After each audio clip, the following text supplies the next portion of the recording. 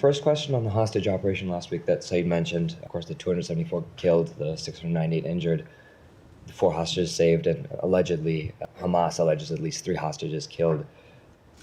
I'm wondering, there seems to be some confusion as far as to what extent, if they did, the U.S. support this operation, if so, in terms of resources, troops, and beyond that, I'm wondering, along with those question marks, if the U.S. considered preemptively how such support could have contributed to such death or contributed to maybe an upending of the ceasefire negotiations. I would just say 2 things about that. Number one, without getting specifically into any operation, we have always made clear that we support the return of hostages and that we would share any information that we had that would help Israel locate or return its hostages. But that's a general statement. I'm not going to speak with respect to this specific operation.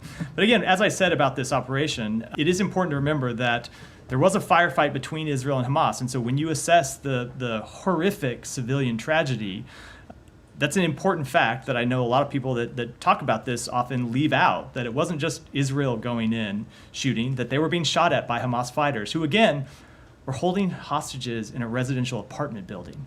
And so when you look at the horrific death, and there are fair questions to ask about it, you also have to ask, why were hostages being held in a residential apartment building that made that apartment building a target in the first place?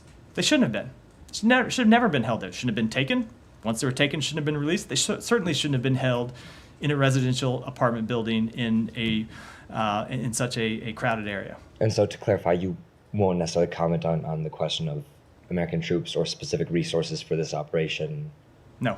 But with respect to American troops, I don't ever comment on that from here anyway. It's not a matter for the State Department. And then or American personnel broadly, I should say. On ceasefire negotiations, I know the administration and you have said today that Prime Minister Netanyahu has assured and reassured Israel's support for the proposal, but he and other officials have said they will not stop until the aims of their war are fully achieved. And of course, he recently opposed an earlier version of that UN resolution that passed unanimously, supported the deal.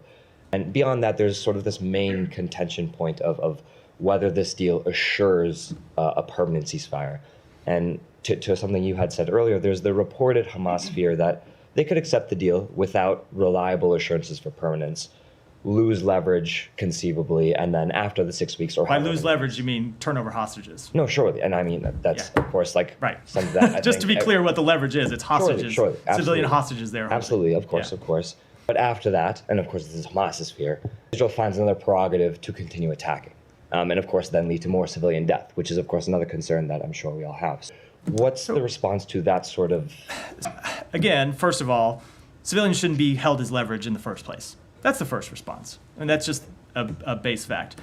But number two, as we've said before, there was going to be a negotiation to get from phase 1 to phase 2. Why not start phase 1 and get a ceasefire and stop the suffering? And then you can debate those issues. You can negotiate them. There would be an intense negotiation where we have said, the president himself said, that we would push Israel in those negotiations in the same way that Egypt and Qatar would push Hamas to engage in good faith negotiations. I just fail to see what the harm is by getting the ceasefire, stopping the daily death toll, surging humanitarian assistance in to the Palestinian people, allowing Palestinians to return to their homes, and then have that negotiation while the ceasefire was ongoing. Now, Hamas has chosen to continue the negotiations now and not start a ceasefire. And we regret that they made that decision. We think we could have continued the negotiations while the ceasefire started, but that's the decision they've made, and they're ultimately accountable for that. And then just clarifying, I'm sorry. Just one clarity just on the fact of numerous Israeli officials saying that they'd rather not stop until they complete their aims of the war. Is there any response to that? Again, Israel put forward this proposal that the president laid out that gets you an immediate ceasefire. Yes, there was going to have to be hard negotiations about how to get from phase 1 to phase 2. And that includes how you end the war and what the conditions are for ending the war. And Israel would, I'm sure, have demands in that, as Hamas would have demands. But what's the harm in taking the ceasefire and stopping the daily death and having that discussion later?